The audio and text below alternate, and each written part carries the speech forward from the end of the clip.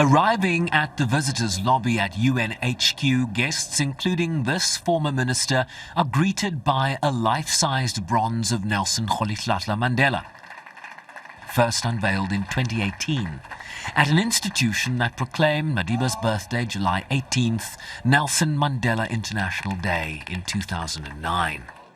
Just that image really confirms a very strong bond between democratic South Africa and the United Nations. It's a symbol both of the iconic man, but also the very strong relationship that the anti-apartheid movement built with the United Nations. So it signals the role that the UN played in us achieving our freedom.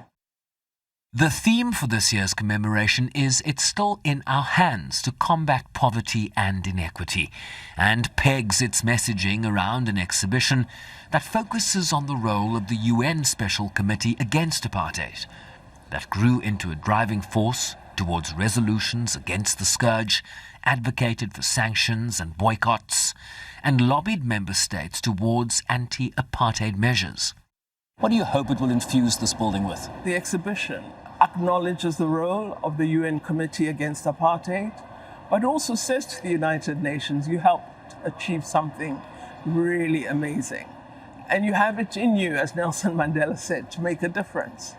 The United Nations can return to what it was to South Africa in the struggle against apartheid, can reinforce the presence we have here of over 190 member states, to begin to give a different sentiment to the world, one that says that the UN actually exists to change lives, to end conflict, to promote peace, to ensure that everyone enjoys opportunity.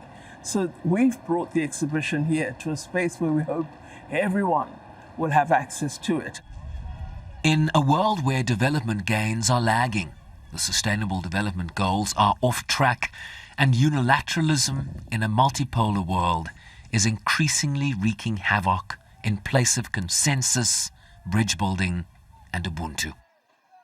What the exhibition is saying is we must be mobilized, that you achieve change through action, that a committee isn't enough.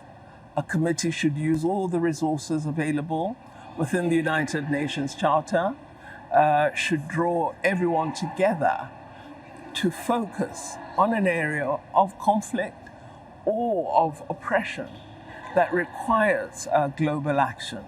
So we are really trying to be positive in the message that we bring through the exhibition.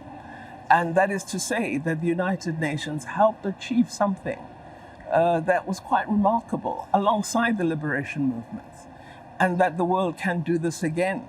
So we don't bring a sense of pessimism that we've lost direction. We bring a South African belief in multilateralism and that the United Nations can and should play a significant role.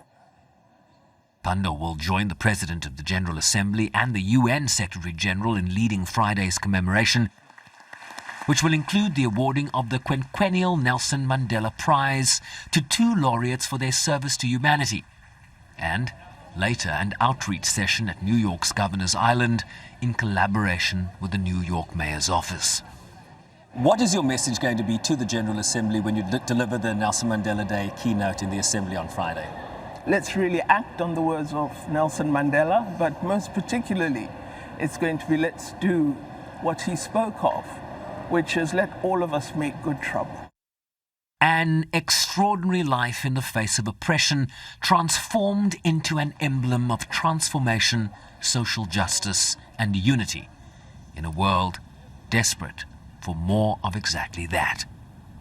Shervin Bryceby's SABC News, New York.